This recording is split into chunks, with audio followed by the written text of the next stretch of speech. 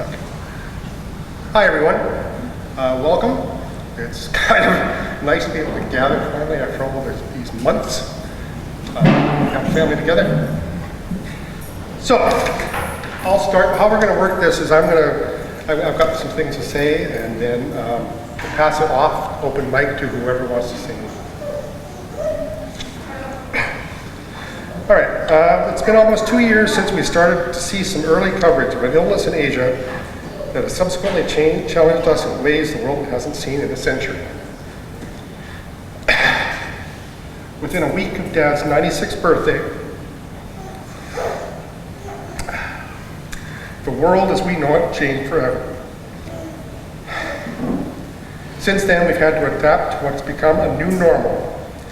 I'm sure that in time we will return to something that resembles what is now referred to as a pre-pandemic way. Time will tell. In our world, in my world, what this meant was that we became isolated from others, and what we as humans crave, companionship and friendship, was a much more challenging endeavor. What it meant to the man whose time on this planet we've come to celebrate today, my dad, was a loss of real face time with those that he cared so much about, his friends and family.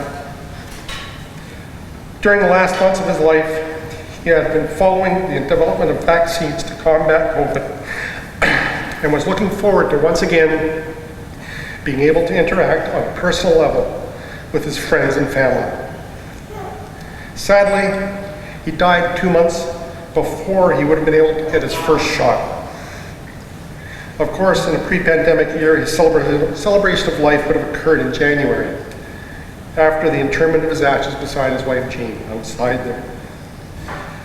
This year, however, had other plans. As we all know, there have been a great many challenges since January, but thankfully restrictions have now been lifted enough to gather, and I'm so pleased that we're able to finally come together to honor and celebrate the life of my dad. Frank, in a way that we would have cherished talking. He lived nearly 97 years, spanning over 11 decades, from the 1920s to the 2020s. He had 2 wives, 2 families, and enough grandchildren and great-grandchildren to warm his heart for days after he saw them. He did cherish every visit that could be managed in busy lives. We felt it would be best at the gathering to simply share stories and celebrate our time with Frank, Dad, Papa, Grandpa, Great Papa, or whatever name you may have used to refer to him. I spent some time over the last few weeks compiling photos from his life, spanning the full 97 years. And we'll be showing those to you on the screens a bit later, along with some musical accompaniment that summarizes my memories of songs Dad used to enjoy hearing when he was still able. I've also set up a small display of some things from his early life, or from his life, early toys from his childhood, his coveted track and field trophies, a letter from the Government of Canada, Minister of Veterans Affairs, his RCAF pin, and a few other things, so feel free to look them over. We'd also like to provide you with an opportunity to share what you might wish to say, so the mic is now open for those who wish to do so. Just as soon as I read out thoughts from his niece, from Kamloops, Pat, that she sent to me last week.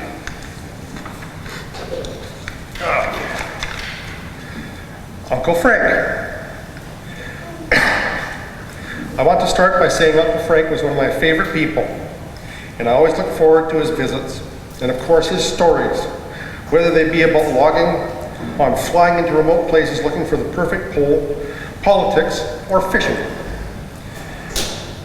I've been reading through my file of poems that Lyle used to compose for special occasions, and I found 10 years of letters from Uncle Frank, from 1986 to 1996, when postage was 37 cents.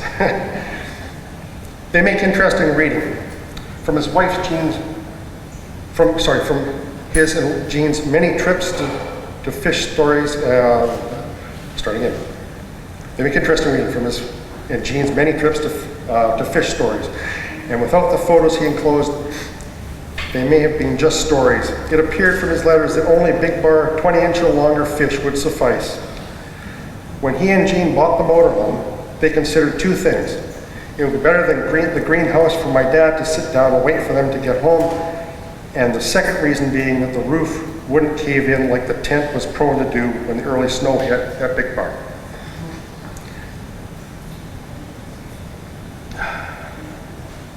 In one letter, there was a conversation about Lyle, a piece of string and fishing. It was intriguing reading, but with no details. And he suggested, when we sent pictures, that we purchase a Lufkin tape, one that had both metric and feet and inches, to make the measuring of our fish easier, and we should include the weight, as he found it difficult to count scales. Dad joke. There appeared to be a lot of fishing in the fall when the cold weather required toques and gloves and frozen eyelids. He was pleased in March of 1989 his fish license was $1, as he'd hit 65, and he could get the senior rate at the campground. His words were, "Gene won't be able to give me hell because the price per pound will be much lower. Can't see why we can't get our gas for half price as well." Also in 1989, he talked about going camping with Jimmy and Jackie. Jackie had never fished before, so with good instruction from Frank, she landed a nice one. He commented that I do believe she now has the bug. Another comment was, when we went back to Big Bar in the fall, they wouldn't look at the green, but went for the red. In one area, they would only bite on the gold one. Must have been a higher class of school. On February 17th, 1994, on our way to Ireland, we stayed at the Shortreid Inn. We were lucky there were openings at the inn both ways, and Uncle Frank explained the rates. And started off with a very low rate, then added 10% for this and 20% for that. He said most places that give something like 10% off because of the time of year. However, we are very unique with our charges in that we add another 20%. Of course, GST is charged in all of this. And because rides to the airport were in the daylight hours and daylight was precious, he and Jean didn't think charging more was out of line. On the way back, if he could afford to pay the bill, they would give us the car parking at a discount.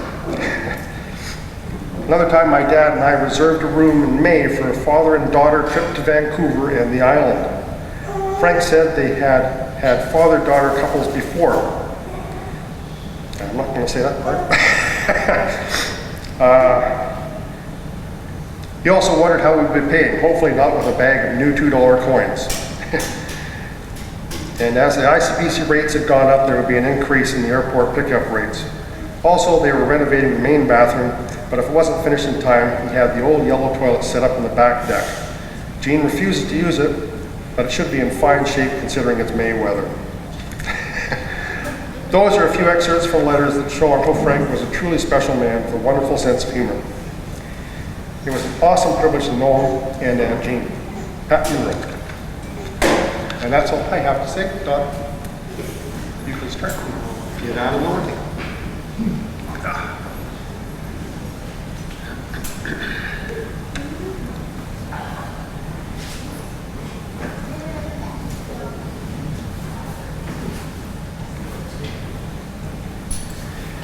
Just so you have an idea, what we're doing is our brother Leonard is deaf and in hospital in Edmonton. So we couldn't get an interpreter here for the live streaming, but we could get one on a Zoom call. So he's in the hospital and his wife's in Edmonton. They're watching this on a Zoom call while we're taping the whole thing at the back of the room here. Okay. As Jim said, COVID certainly has taken a bite out of a whole bunch of people's lives.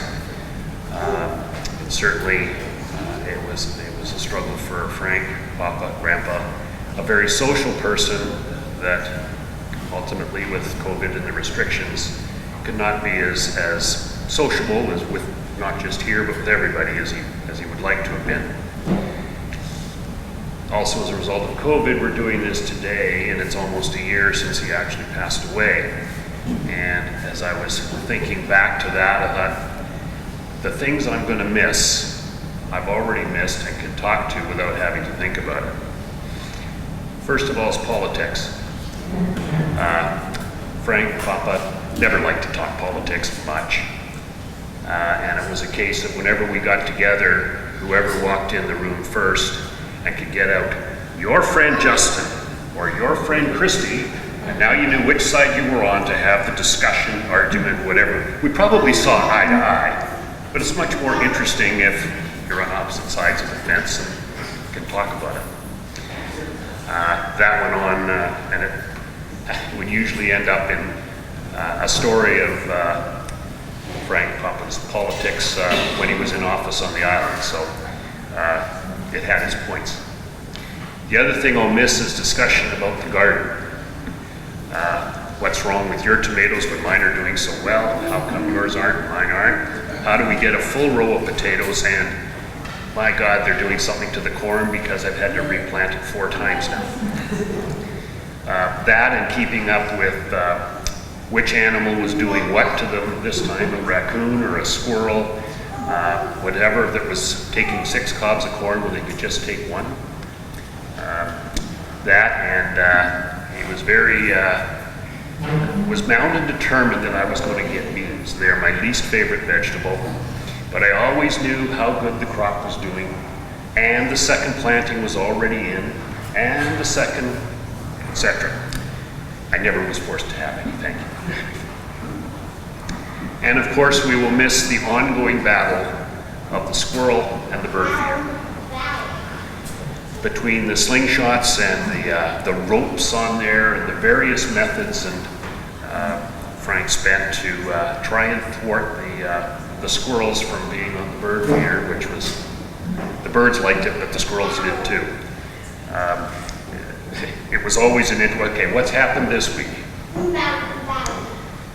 As a testament to Frank's resilience, etc., as his hearing deteriorated, he was able to take on technology, learn how to use a cell phone, learn how to text, which for a lot of older people is not something that's easily done.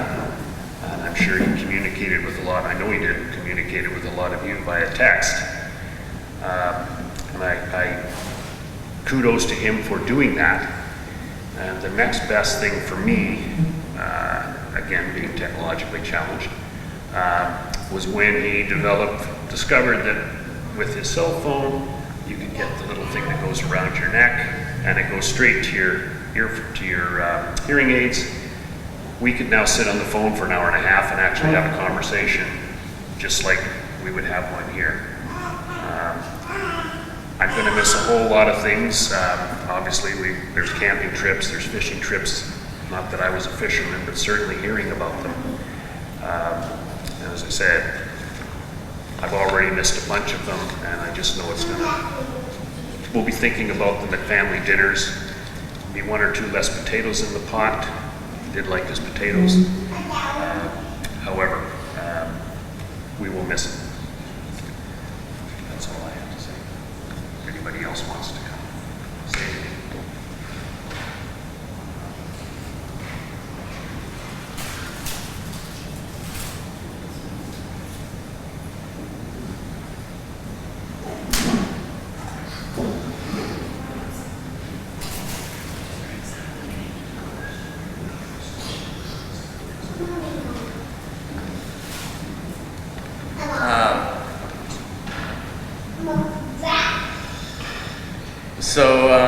Many of you may know that I am now the proud owner of a 14-foot clinker-built boat with a Merc 99 on it. And I will actually never forget the day that Jim and Grandpa brought the boat over to the island. And Grandpa handed me the paperwork for the trailer. We went over a few things on the boat. And he looked at me with this little sparkle in his eye and says, "Congratulations, you're married to it now." And I didn't quite know what he meant at the time. Yeah.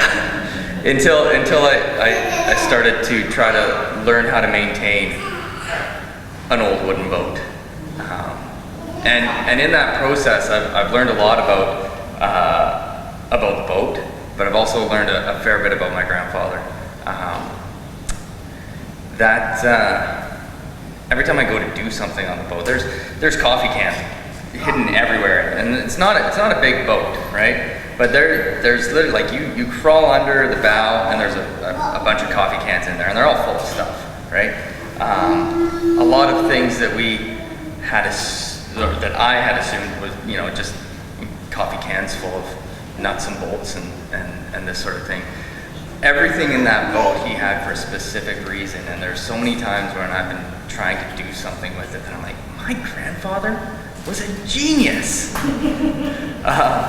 I will always cherish that boat. I am so thankful that I get to take my 3 boys out in that boat. Because, to be honest with you, I think some of the best memories I have with my grandfather were made in that boat. And I'm sure I'm not the only one that would say that.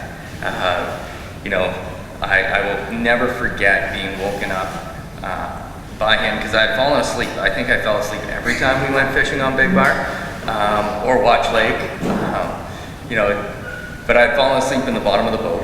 And I wake up to Grandpa give me just a soft little kick, just a little nudge, and just the look on his face as he watched us, his grandchildren, learn how to fish.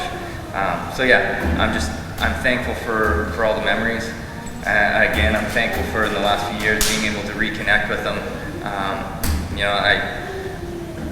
It had probably been 10 years that I hadn't had a phone conversation with him, and since we had kids, big family gatherings were loud. If he came to the island, it was loud, and it was hard to have a good conversation with him. But again, his Bluetooth hearing aids were fantastic for being able to talk, and for him to continue to share his stories, which I'm sure we all know. So, I just want to say that. Thank you.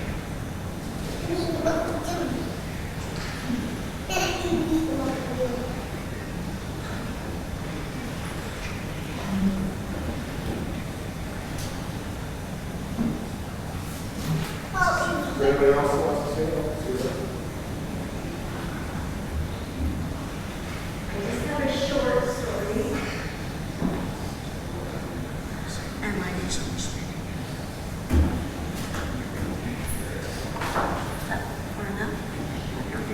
Okay, so I was thinking about Frank, my father-in-law, this last week with Remembrance Day, and I hope he got my message.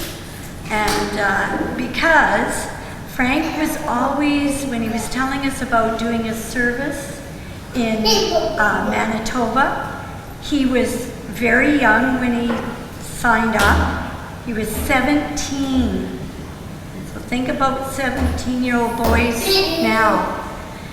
He must have been quite strong, minded 17-year-old. He was used to working hard, so he knew what he could do. He was upset that he had now I don't know if it was a sergeant or a captain or a colonel or whatever, the head guy of where he was stationed. Every week, more guys would go overseas. He was in the Air Force, and he was being trained to repair airplanes. And he kept waiting to go. And he didn't go. And he was upset. His older brothers did. And he didn't go. And he wanted to go, and he said to me, I got so upset that I actually went AWOL one night and didn't come back. And I came back the next morning, and I got in trouble. Privately, the guy took him aside and said, what's your deal? Why did you do that? I'm not going to report you, but why did you do that? And he said, I want to go overseas. He was such a loyal Canadian that he wanted to serve his country. He didn't think he was serving his country by working on these airplanes in Canada. And he was. And I thank God that his colonel or sergeant or captain knew enough to say, this kid is only 17. I don't want him to go overseas.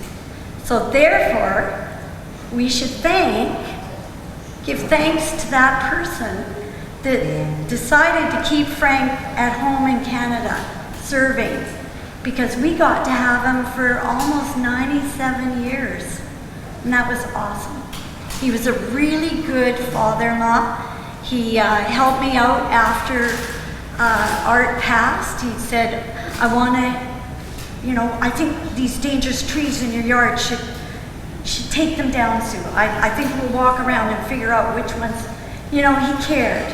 And he cared about all of us and more, the bigger Shortreid family, extended. So, I thank God for that fellow that knew, keep him in Canada. He was the youngest son, and 2 others had already gone. So yeah. That's my little story about Frank, and I was thinking about him this week. With Remembrance Day, he would have still been proud of Canada. Yeah.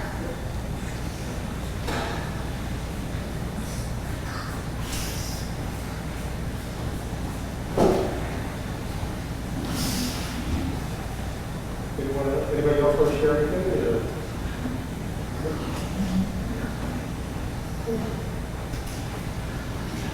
Well, that part concludes it.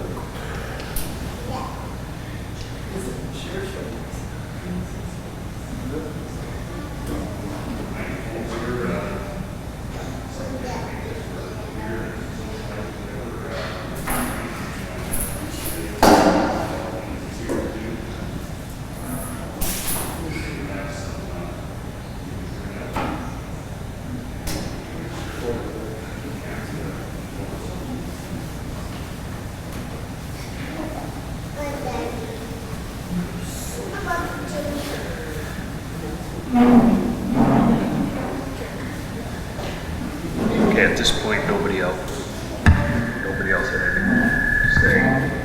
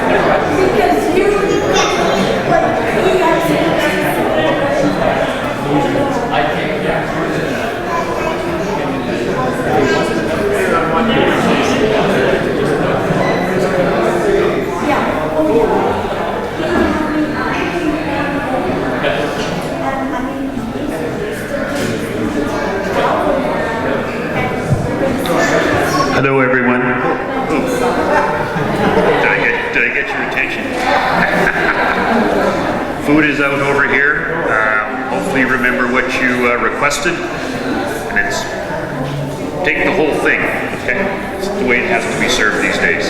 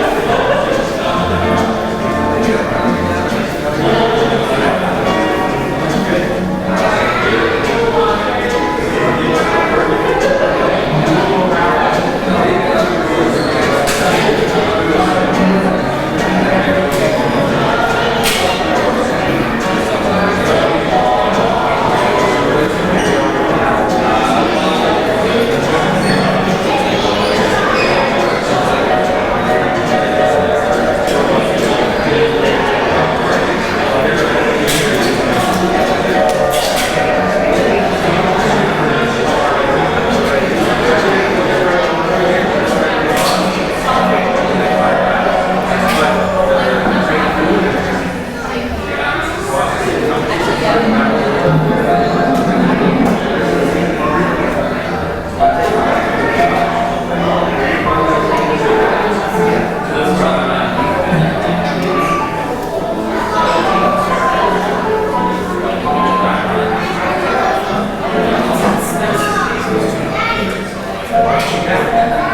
down,